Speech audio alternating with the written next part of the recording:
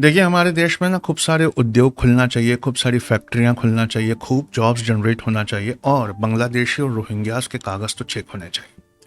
ये हमारे देश में घुसपैठ करते हैं, हमारे रिसोर्सेज़ को खाते हैं, हमारे अपने लोगों के लिए कुछ नहीं बचता। इसलिए इन्हें कागज़ दिखा इन्हें नहीं, पूरे बिहार को कागज़ दिखाना। सही बात है, लेकिन किसी और को भी एक कागज़ दिखाना होगा। वो इंडियन ब्रांड्स जो हर चीज़ इंडिया में बेचते हैं, लेकिन बनवा कर वो चाइना से लाते हैं। हमारे प्रधानमंत्री आत्मनिर्भर कह कहकर थक गए, लेकिन ये चाइना जाते हैं और इंडिया में हैवी डिमांडेड आइटम को वहाँ से सस्ता बनवा कर लाकर अपने स्टिकर चिपका कर इस मार्केट में बेचते हैं। और प्रधानमंत्री का एक डायलॉग है कि हिपोक्रेसी की भी सीमा होती है।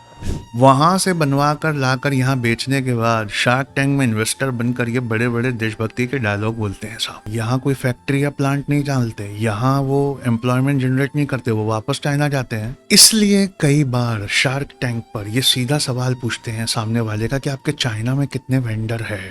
मैंने कहा, हिपोक्रेसी की भी सीमा होती है।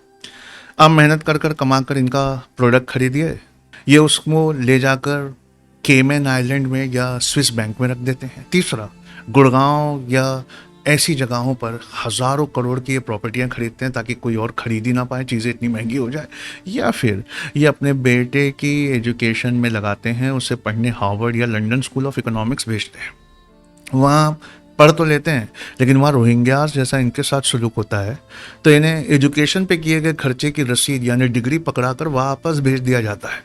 वो बच्चा लौट कर वापस अपने बाप के रसूख का इस्तेमाल करके हैवी फंडिंग उठाता है और फिर एक नया आइडिया लाता है। 10 मिनट पर किराना आपके द्वार पर, 10 मिनट में खाना आपके द्वार पर। पॉल्यूशन और पॉपुलेशन के अलावा कुछ दिया हमने दुनिया को? साइंस एंड टेक्नोलॉजी में कोई कंट्रीब्यूशन है हमारा? जीरो तो हमने ही दिया है ना। हाँ, बस एक वही है, उसी का मनोज कुमार ने गाना बना दिया, वही गा रहे हैं। उसके अलावा बल्ब बनाया हमने, एरोप्लेन बनाया है, TV, fridge, internet, mobile, paracetamol, ये ब्रश। ये किराना और खाना, इस बात को प्रमोट करने के लिए जो इन्होंने प्लेटफॉर्म बनाया है, उसमें हज़ारों करोड़ इन्वेस्टर्स का लिया हुआ है जो कि इनको लौटाना है। उसे लौटाने के लिए ये क्या करते हैं मालूम है?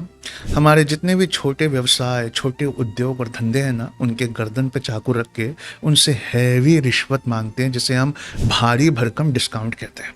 इनके प्लेटफॉर्म पर विजिबिलिटी बनी रहे, इसके लिए ज़रूरी है कि आप भारी भरकम डिस्काउंट देते रहे, लेकिन उस भारी भरकम डिस्काउंट से आपकी होटल, आपका ब्रांड नहीं बनता, इनका प्लेटफॉर्म बनता है। और ये कमाते हैं और फिर चाइना जाकर कुछ नया खरीद कर लाकर यहाँ बेचते हैं। क्या इनके कागज़ नहीं चेक होना चाहिए?